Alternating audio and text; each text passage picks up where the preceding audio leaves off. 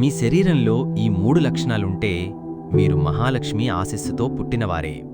భారతీయ ఋషులు, శాస్త్రాలు శరీర లక్షణాలను గమనించడం ద్వారా మనిషి అదృష్టాన్ని అంచనా వేయగలుగుతారని నమ్మారు. ప్రతి వ్యక్తి శరీరంలో కొన్ని ప్రత్యేక లక్షణాలు దేవతల అనుగ్రహాన్ని సూచిస్తాయని పూర్వకాలం నుంచి చెప్పబడుతోంది. అందులో ముఖ్యమైనది శ్రీ మహాలక్ష్మి అనుగ్రహం. ఆ తల్లిదేవి ఆశీస్సుతో పుట్టినవారిలో 3 విశిష్ట లక్షణాలు కనిపిస్తాయని పురాణాలు పేర్కొడుతున్నాయి.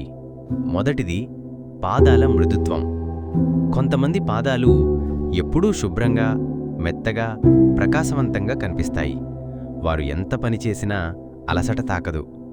చంద్రకాంతిలా మెరిపించే పాదాలు లక్ష్మీదేవి వాసానికి సంకేతంగా భావించబడతాయి.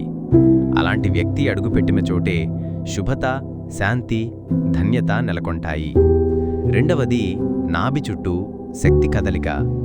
తక్కువ శ్వాసలోనూ నాభి చుట్టూ లోపల ఏదో తరంగం మాదిరిగా చలనం అనిపిస్తే అది లౌకిక లక్షణం కాదు.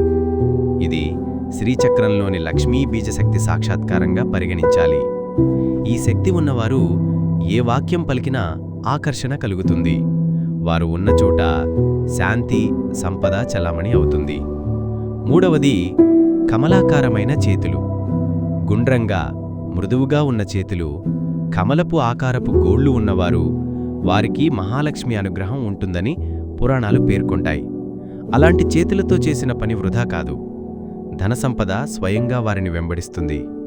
ఈ లక్షణాలు మీలో కనబడితే అవి యాదృచ్ఛికమైనవి కావు, పూర్వజన్మల పుణ్యఫలాలవి. అయితే ఆ ఆశీస్సులు నిలకడగా ఉండాలంటే ప్రతిరోజూ లక్ష్మీదేవిని ధ్యానించాలి, ఆమెను స్మరించాలి, శుభకార్యాలు చెయ్యాలి, దాతృత్వంతో జీవించాలి, ధర్మపరంగా ధనం సంపాదించాలి. అప్పుడు ఆ కటాక్షం జీవితాంతం కొనసాగుతుంది. ఈ దేవతాగాథల మూలంగా మనం భక్తిలో స్థిరపడాలి.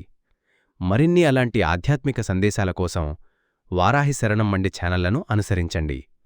భక్తి మార్గం అంతంలో దీపాల్లా వెలుగుతుంది. జై మహాలక్ష్మి, జై వారాహిమాత.